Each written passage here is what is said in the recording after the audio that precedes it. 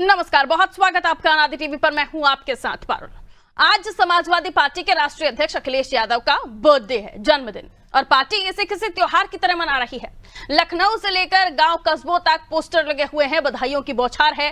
Party दफ्तर में भंडारे का आयोजन है, मिठाइयां बंट रही हैं और पान खिलाकर लोगों का मुंह मीठा कराया जा रहा है। लेकिन इस बार का जन्मदिन सिर्फ उत्सव नहीं, एक राजनीतिक ऐलान का मौका भी बन गया। समाजवादी पार्टी के वरिष्ठ नेता और नेता विरोधी दल माता प्रसाद पांडेय ने बड़ा दावा किया है। उन्होंने कहा 2 साल बाद यानी 2027 में जब अखिलेश यादव का जन्मदिन मनाया जाएगा तो वो उत्तर प्रदेश के मुख्यमंत्री के रूप में कुर्सी पर बैठे दिखाई देंगे। माता प्रसाद पांडेय बोले, ये कार्यकर्ताओं का नहीं, जनता का भी दावा है। अगला मुख्यमंत्री सिर्फ और सिर्फ अखिलेश यादव होंगे। लेकिन अखिलेश के सियासी बर्थडे पर बीजेपी ने भी तंज कसने में देर नहीं की। भारतीय जनता पार्टी ने समाजवादी पार्टी को शेख चिल्ली कह दिया। बीजेपी नेताओं ने कहा, अखिलेश यादव और समाजवादी पार्टी हवा में बातें करते हैं, सत्ता में आने के लिए जमीनी मेहनत करनी पड़ती है। प्रधानमंत्री नरेंद्र मोदी और मुख्यमंत्री योगी आदित्यनाथ जनता से जुड़े रहते हैं, इसलिए जनता उन्हें बार बार मौका देती है। और यही वजह है कि बीजेपी ने सीधा ताना मारा है। शेख चिल्ली के हसीन सपने कभी पूरे नहीं होते। अब सवाल यह है कि क्या अखिलेश यादव का बर्थडे सेलिब्रेशन 2027 की रणनीति का पहला पड़ाव है, या फिर यह बस एक और सपना महज है जो हकीकत की जमीन से दूर है। बर्थडे की इस बधाई के साथ सियासत का यह बड़ा संदेश भी यहाँ दिखाई देता है। उत्तर प्रदेश की राजनीति में अब 2027 की पटकथा क्या यहीं से लिखी जा रही है? आज की चर्चा इसी पर, लेकिन इस पर कुछ प्रतिक्रियाएं हैं और माता प्रसाद पांडेय ने क्या कुछ अनादि टीवी से खास बातचीत में कहा, वो भी आपको सुनवाएंगे। अखिलेश यादव का जन्मदिन है, क्या कहेंगे? उनको बधाई, उन शतायु हो और जल्दी इस समाज में आगे बढ़कर इसका नेतृत्व करते हुए आताई सरकार को हटावें और मुख्यमंत्री बनाएंगे। कार्यकर्ता कह रहे हैं अगले मुख्यमंत्री होंगे अखिलेश यादव। हाई है वो होंगे ही। देखिए, शेख चिल्ली भी ऐसे ही हसीन सपने देखा करता था और शेख चिल्ली भी सपने में देखता था कि एक दिन वो सारे सपने अपने साकार कर लेगा। सपने को साकार करने के लिए जमीन पर मेहनत करनी पड़ती है, जनता की संवेदनाओं के साथ जुड़ना पड़ता है। ये जाति मजहब की गोलबंदी करने से, ये जानबूझ करके समाज में विभाजन कर राजनीति करने से सत्ता नहीं आया करती है। सत्ता लाने के लिए आपको अपना ट्रैक रिकॉर्ड ठीक रखना पड़ता है और जनता के साथ उनकी संवेदनाओं से जुड़ना पड़ता है। जैसे आज भारतीय जनता पार्टी, नरेंद्र मोदी जी और योगी आदित्यनाथ जी जनता के साथ जुड़े। तो जन्मदिन के दिन एक बड़ा दावा, और ऐसे ही आप कार्यकर्ताओं में जोश भरने के लिए भी कह सकते हैं, या फिर आत्मविश्वास समाजवादी पार्टी का, या फिर ओवर कॉन्फिडेंस भी कह सकते हैं। इसे अपने अपने तरीके से सभी लोग देख रहे हैं। लेकिन सवाल ये कि बर्थडे के सेलिब्रेशन के साथ ये जो पॉलिटिकल बम फूटा है, इसके पीछे के मायने क्या हैं? या वाकई अपने आप को इतना मजबूत कर चुकी है समाजवादी पार्टी और बीजेपी से शेख चिल्ली के सपने बता रही है? बीजेपी का यह भी कहना है कि मुख्यमंत्री योगी आदित्यनाथ, प्रधानमंत्री नरेंद्र मोदी जमीन से जुड़े हुए हैं। तो क्या समाजवादी पार्टी के नेता जमीन से नहीं जुड़े हुए हैं? संगठन क्या इतना मजबूत हो गया है कि यह दावा 2027 को लेकर अखिलेश यादव का मुख्यमंत्री बनकर उस कुर्सी पर बैठे हुए देखना माता प्रसाद पांडेय का इतना मजबूत है? आइए मिलियन मेहमानों से हमारे साथ चर्चा में जुड़ रहे हैं, आगे उन्हीं से सवाल। शिव सिंह भारती जी हमारे साथ जुड़ रहे हैं भारतीय जनता पार्टी से। आइए मेहमानों को दिखा दीजिए। भारती जी, बहुत बहुत स्वागत करते हैं शिव सिंह भारती जी। और दिनेश शर्मा जी वरिष्ठ पत्रकार है हमारे साथ जुड़े हुए हैं। दिनेश सर, बहुत बहुत स्वागत है आपका भी। यश भारती जी सपा से हमारे साथ जुड़े हुए हैं। यश जी, आपका भी स्वागत कर रही हूँ। और यश भारती जी, शुरुआत आपसे ही। सबसे पहले तो हमारी तरफ से भी अखिलेश जी को जन्मदिन की शुभकामनाएं दे दीजिएगा आपकी तरफ से। लेकिन बहुत धन्यवाद। सवाल मेरा ये है कि जन्मदिन के दिन ये पॉलिटिकल बम जो फूटा है, इससे बहुत धुआं हो गया है, और क्या वाकई इस दावे में उतना दम है 2027? क्योंकि अभी तक के परफॉर्मेंस को देखें तो 2022 का चुनाव 111 सीटें, वहीं आ जाइए 2024 का चुनाव 37 सीटें। इन सीटों के बाद इस समय तक आते आते आप इतने मजबूत हो गए हैं या हो जाएंगे जो ये दावा किया जा रहा है, या सिर्फ ये कार्यकर्ताओं में मोटिवेशन देने की बस कोशिश है? यश भारती जी।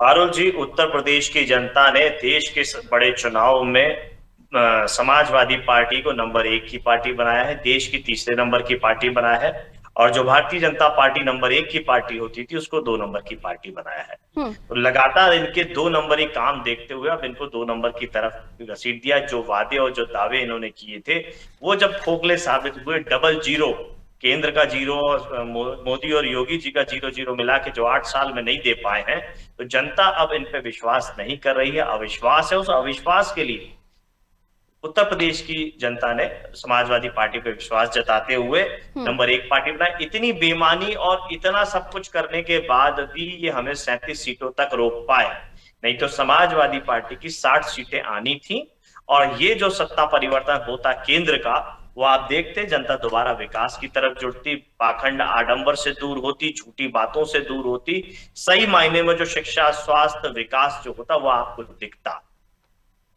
ठीक है, लौट रही हूं, लेकिन उसके बावजूद भी बीजेपी के दावे, क्या वाकई दिनेश सर ये क्या सिर्फ बीजेपी का तंज है, व्यंग है कि शेख चिल्ली के सपने हैं, या फिर ये ग्राउंड ट्रूथ है, हकीकत जमीनी? क्योंकि दावे तो बहुत होते रहे हैं आप 27 से पहले के भी चुनाव के लिए, लेकिन आते आते नतीजे बहुत कुछ अलग हो जाते हैं। सवाल यही है कि बर्थडे से सियासी संदेश 2027 के लिए क्या वाकई इतनी मजबूत समाजवादी पार्टी ने अपने आप को कर लिया है? जैसे कि मैंने जिक्र किया 22 में 111 माफ कीजिए और 37 सीटें 2024 में।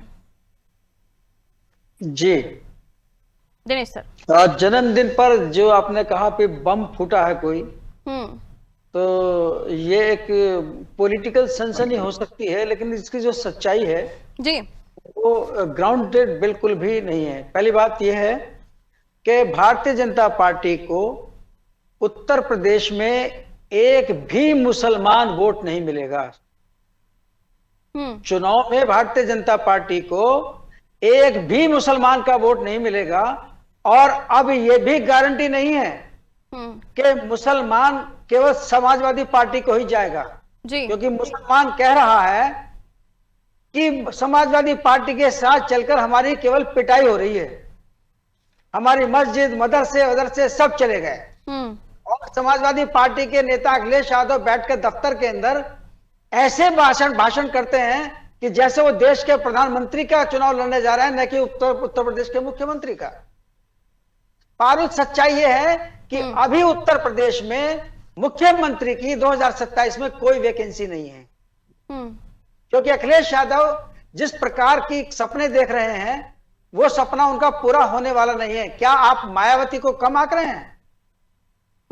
मायावती की जो रणनीतियां हैं, ठीक है, मायावती का एक ही विधानसभा सदस्य है उत्तर प्रदेश के अंदर केवल, लोकसभा में उनकी कोई जगह नहीं है, लेकिन मायावती का जो भी स्टैंड है उसका एक बड़ा लाभ भारतीय जनता पार्टी उठाती है। और इस बार जो खटाखट था ना 8,500 रुपए वाला, जिसको कह रहे हैं हमारे मित्र की 60 सीटें जीत जाते हैं, अब 60 की जगह 6 भी आ जाएंगी तो जरा कल्पना करिएगा, इस बार खटाखट नहीं चल पाएगा। कांग्रेस के दफ्तर में भीड़ लगी थी लोगों की कि हमें 8,500 रुपए दीजिएगा। बीजेपी समाजवादी पार्टी की तो कोई सरकार है नहीं, जिसकी वजह से लोग इनके पास नहीं पहुंचे, लेकिन इन लोगों ने 37 सीटें भी तो आई थी ना, उसे भी तो नकारा नहीं जा सकता। 8,500 अगर आदमी को लालच दे दिया जाए कि किसी हर महीने 8,500 रुपए मिलेंगे, कौन चपेट में नहीं आएगा जरा बताएंगे आप? अच्छे से अच्छे चपेट में आए थे उसकी, बड़े बड़े ब्राह्मण भी आए थे, बड़े बड़े ठाकुर भी आए थे। महिलाओं ने सोचा कि अब तो 8,500 रुपए महीना मिलेंगे। नहीं, ये एक भ्रम था, एक झूठ था, एक कपट था। इसको राजनीति के अंदर आप इस रूप से देखेगा। मैं आप ही के चैनल पर बैठ के ये बात कह रहा हूं, 2027 में समाजवादी पार्टी को बड़ी भारी निराशा होगी। क्यों? क्योंकि ग्राउंड पर जो इस समय पॉलिटिक्स है, जो जनता का मूड है, देखिए एक बात बता दूं मैं आपको, ये मैं दावे से कह रहा हूं कि जनता भारतीय जनता पार्टी से बहुत खुश है, ऐसा नहीं है, लेकिन जनता की मजबूरी है कि वो वोट दे तो कहां दे, तो कहां देंगे? उसके पास भाजपा का विकल्प है, समाजवादी पार्टी विकल्प नहीं है, बसपा विकल्प नहीं है, कांग्रेस विकल्प नहीं है। ठीक है सर, लौट रही हूँ भारतीय जनता पार्टी से। शिव सिंह भारती जी जुड़ो। शिव सिंह भारती जी, एक सीधी चुनौती कहें या फिर एक सीधा ऐलान, और अगर ऐसा है तो वो कॉन्फिडेंट हैं, लेकिन उसको लेकर आप भी ओवर कॉन्फिडेंट नहीं हो सकते, आपकी जमीनी तैयारी भी होनी चाहिए। सवाल यही है कि अगर जैसे हम एक सपोज कर लीजिए, ज्यूम कर लीजिए कि अखिलेश जी को समाजवादी पार्टी ने जिताने की लेडी चोटी का जोर लगाया, वो मुख्यमंत्री बन गए, तो उतना संगठन उनका मजबूत है, और उनके संगठन के आगे फिर आपकी क्या तैयारी है? भारत जी, पहले तो अखिलेश जी के साथ साथ उत्तर प्रदेश के अंदर जितने भी लोगों के आज जन्मदिन हो, सभी को मैं बधाई देना चाहता हूं। बाकी 2022 का जो चुनाव था, आपने 2022 के चुनाव में भी इनकी अतिवाद इनका देखा होगा, चुनाव में भाषणों में और इनके वक्तव्यों में कि किस तरह से उन्होंने 11 तारीख करने दीजिए, 11 तारीख करने दीजिए, इनको बताएंगे, इन ऑफिसर को बताएंगे, इन तहसीलदार को बताएंगे, इन डीएम को बताएंगे, कप्तान को बताएंगे, इनकी सूची बना लो, उनकी सूची बना लो।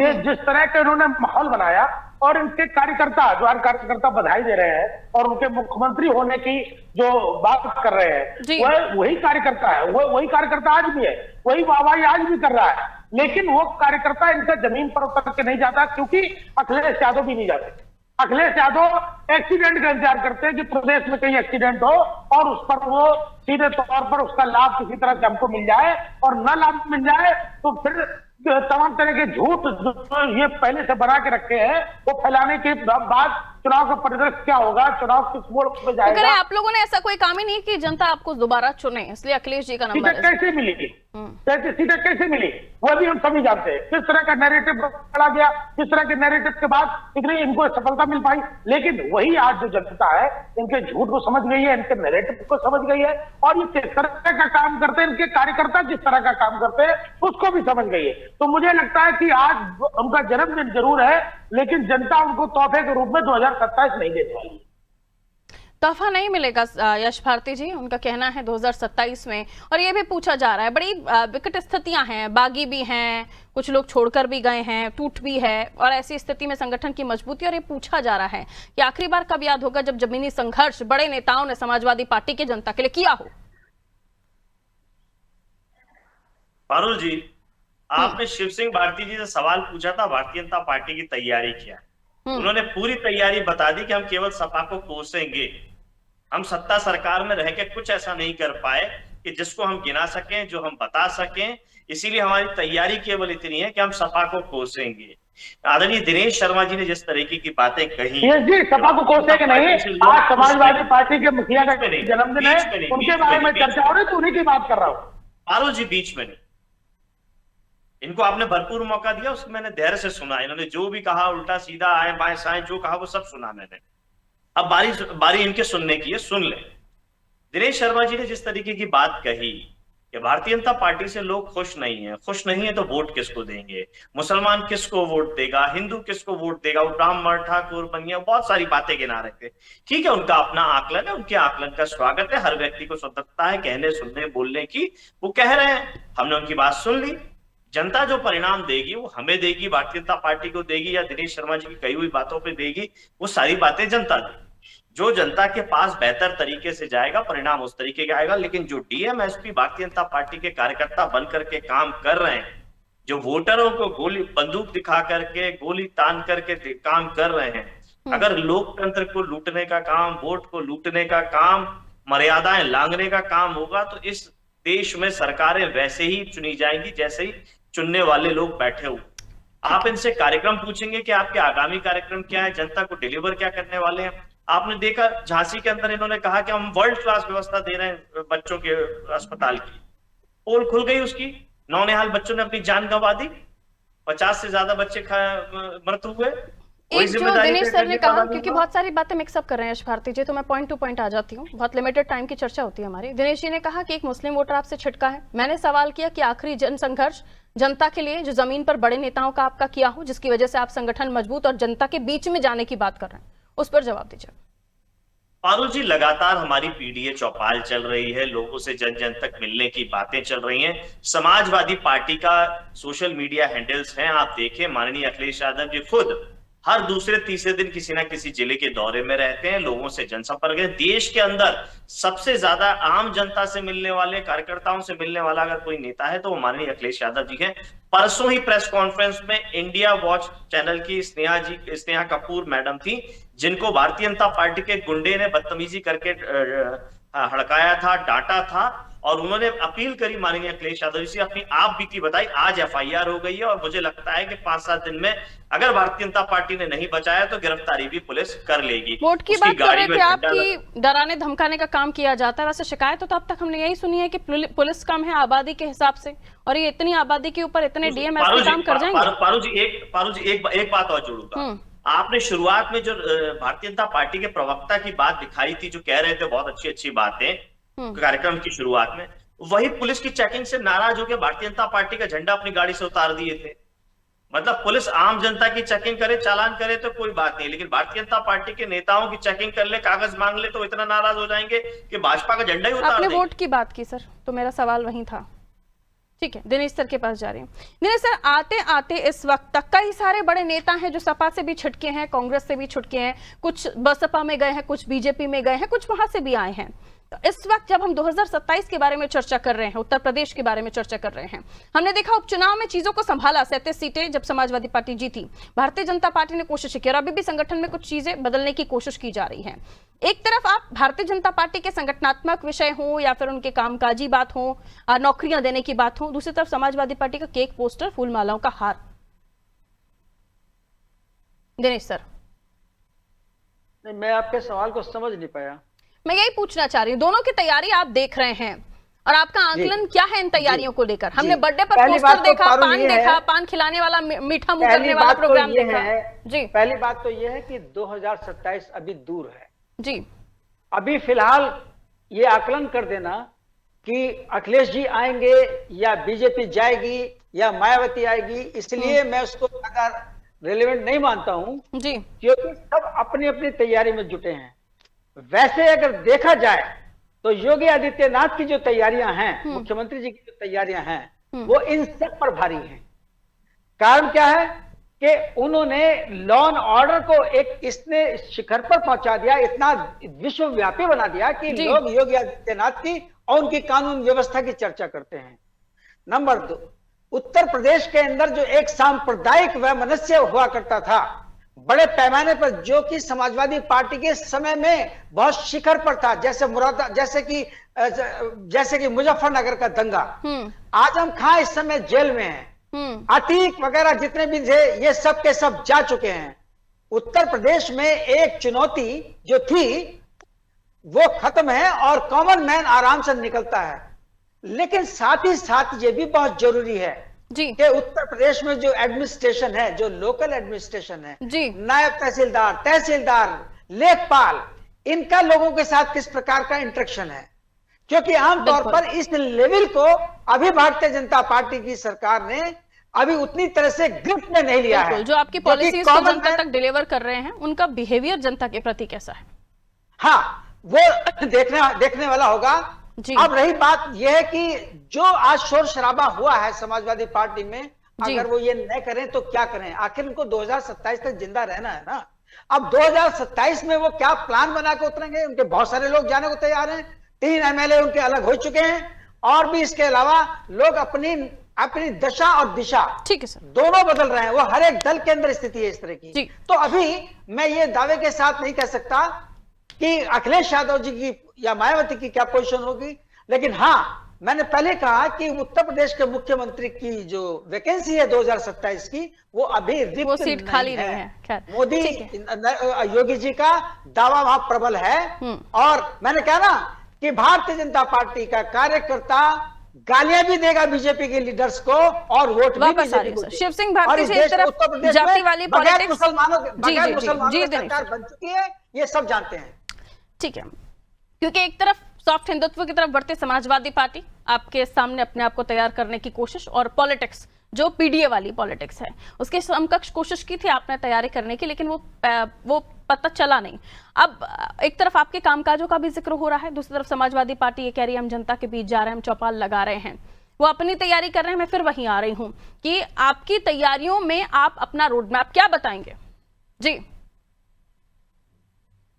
पारुल जी, भारतीय जनता पार्टी का कार्यकर्ता विभिन्न कार्यक्रमों से अभी भी हमारा कार्यक्रम चल रहा है, डोर टू डोर संपर्क का, और उसमें सिर्फ और सिर्फ जो जनता के लिए सरकार की जो नीतियां हैं वो नीतियां किस हद तक नीचे पहुंची है, एक एक जो पात्र है उसको उसका लाभ मिला है कि नहीं मिला है, और मिल रहा है कि नहीं मिल रहा, और नहीं मिल रहा तो क्यों नहीं मिल रहा है।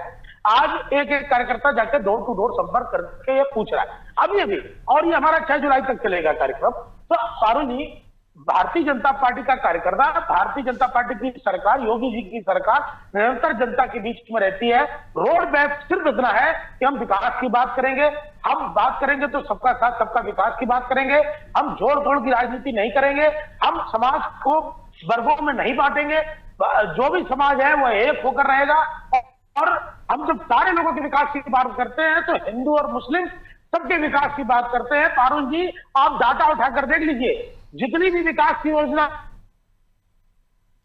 तो नहीं किया गया है कि मुसलमान है, मुस्लिम किस हद तक हमको वोट करता है। लेकिन अभी दिनेश सर ने भी कहा ना कि आपको ये भी चेक करना होगा कि आपका एडमिनिस्ट्रेशन पॉलिसीज जो डिलीवर कर रहा है वो उनका व्यवहार, उनका बिहेवियर जनता के प्रति कितना है, वही तो आपका संदेश आकर लेकर जा रहे हैं ना। दिनेश जी की बात से मैं सहमत हूँ, और जहां जहां कहीं भी किसी भी स्तर पर किसी अधिकारी की बात आती है तो आपने देखा होगा उनके निलंबन से लेकर और उनको सजा देने तक का काम सरकार करती है।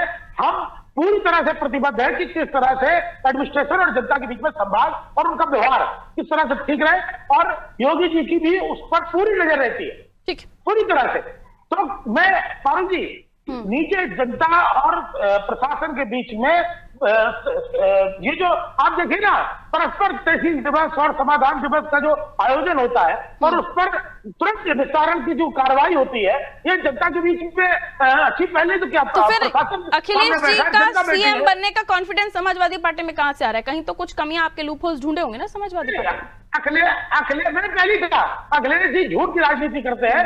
वो उनका झूठ एक बार चल गया, उनको लगता है कि फिर से दोबारा से हम किसी प्रकार का एक नैरेटिव बनाएंगे और फिर से लोग आ जाएंगे। उनका अपने करने धरने जैसा कुछ नहीं, वो जमीन पर कभी आपको नहीं बहुत संक्षेप में दिनेश सर और यश भारती जी अपनी बात रखिएगा, ओनली 30 सेकंड्स। ठीक है दिनेश सर, 30 सेकंड्स।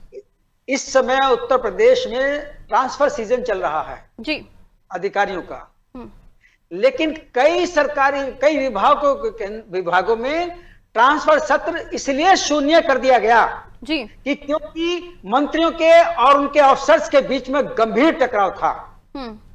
मंत्रियों की पीड़ा को समझा नहीं जा रहा है, वो अपनी बात कह नहीं पा रहे हैं। सत्र शून्य होना एक बहुत बड़ी नाकामी माना जाता है। बहुत बड़ा एक ये विभाग वो है उत्तर प्रदेश है जहां लोग अपने तबादलों की प्रतीक्षा करते हैं, लेकिन उस टकराव के कारण तो अब मुझे बताइएगा कि एक गंभीर प्रश्न है कि नहीं? ये बड़ा गंभीर प्रश्न है, शून्य सत्र होना तबादलों का। इसका जवाब सरकार का कोई अधिकारी नहीं दे रहा है, कोई प्रवक्ता नहीं दे रहा है। ठीक है, इस पर बहुत संक्षेप में हाँ यश भी आप कह लीजिए, फिर जवाब लेते हैं। उत्तर प्रदेश में भ्रष्टाचार की बहार है। कलेक्टर के ऊपर खुल के उसके अधीनस्थ कर्मचारी भ्रष्टाचार का आरोप लगा रहे हैं कि हमसे पैसे मांगे गए, प्रेस कॉन्फ्रेंस करके लगा रहे हैं। आईपीएस अधिकारी फरार है, आईएएस अधिकारी फरार है भ्रष्टाचार में। जिसको सबसे ज्यादा ईमानदार बताया जाता है वही सबसे ज्यादा भ्रष्ट निकलता है, और आईएएस अधिकारी फरार। गोरखपुर जो गृह जिला है योगी आदित्यनाथ जी का, वहां होटल में ठहरे हुए व्यापारी पे पुलिस आक्रमण करती है, वसूली करती है, पैसा मांगती है। इस लॉ एंड ऑर्डर की अगर आप बात कर रहे हैं, इस कानून व्यवस्था की बात कर रहे हैं, इस सत्ता प्रशासन की अगर बात कर रहे हैं, तो ये बड़ा दुर्भाग्यपूर्ण है। और दिनेश शर्मा जी ने खत्म करने का वो लोग दम भरते हैं, और कितने ऐसे नाम हैं बचता नहीं है सत्ता सरकार जो अभी सलाखों के पीछे भी हैं, ये भी किसी से छिपा नहीं है। भारती जी सुन पा रहे हैं? सलाखों के पीछे तो योगी आदित्यनाथ। ठीक, बहुत बहुत शुक्रिया आप सभी का हमारे साथ चर्चा में जुड़ने के लिए। तो 2027 के लिए बिगुल फूंक दिया है समाजवादी पार्टी ने, यूं कहें हुंकार भर दी है। ये फिर जोश या मोटिवेशन भरने का काम था जो कार्यकर्ताओं में होना चाहिए। बर्थडे के दिन पान खिलाया, केक कटा, फूलमालाओं से स्वागत हुआ, लेकिन फिर ऐलान हुआ कि अगले 2027 में मुख्यमंत्री की कुर्सी अखिलेश यादव संभालेंगे। क्या ये वाकई सोच समझकर बोला गया बयान है या वक्तव्य है माता प्रसाद पांडे का, या फिर जैसे उन्होंने कहा कि भावी मुख्यमंत्री अखिलेश जी? तो ऐसे तो बहुत सारी बातें उनकी तरफ से कही गई हैं, और अलग अलग साल पर अखिलेश जी को मुख्यमंत्री के रूप में समाजवादी पार्टी देखना चाहती है, और किसी भी पार्टी का कार्यकर्ता हो अपने नेता को सबसे बड़े ऊंचे पद पर देखना चाहता है। लेकिन क्या उतनी तैयारी है कार्यकर्ताओं की? छूट रहे हैं, जा रहे हैं, टूट रहे हैं, बागी हो रहे हैं। 3 तो जा चुके हैं, जिन्हें पहले सपा ने कहा कि उन्होंने निकाला, फिर उन्होंने कहा हमने तो बहुत पहले ही पार्टी छोड़ दी थी। तो ये स्थिति भी है जिसे समझना होगा समाजवादी पार्टी को, क्योंकि अगर वाकई ये जमीन पर जाने वाली हकीकत है तो समाजवादी पार्टी उतनी मजबूत है, और अगर ऐसा है तो फिर सोचना भारतीय जनता पार्टी को भी शुरू कर देना चाहिए, क्योंकि लोकसभा चुनाव में अच्छे खासे टक्कर समाजवादी पार्टी ने दी थी, सीधी 37 सीटें, और उसके बाद उपचुनाव में जरूर भाजपा ने अपना प्रदर्शन दुरुस्त किया था। लेकिन अभी भी समाजवादी पार्टी अब आगे क्या निर्णय लेती है, क्योंकि बहुत सारे सिनेरियो अब उस वक्त के बाद से बदले हैं। हालांकि ये तैयारी अभी से शुरू हो जाएगी तो 2027 तक और भी ज्यादा मजबूत हो जाएंगे, लेकिन जमीन पर जनता के बीच पोस्टरों में, होर्डिंग्स में या फिर सोशल मीडिया पर नहीं। दीजिए इजाजत, रखिए अपना ख्याल, नमस्ते।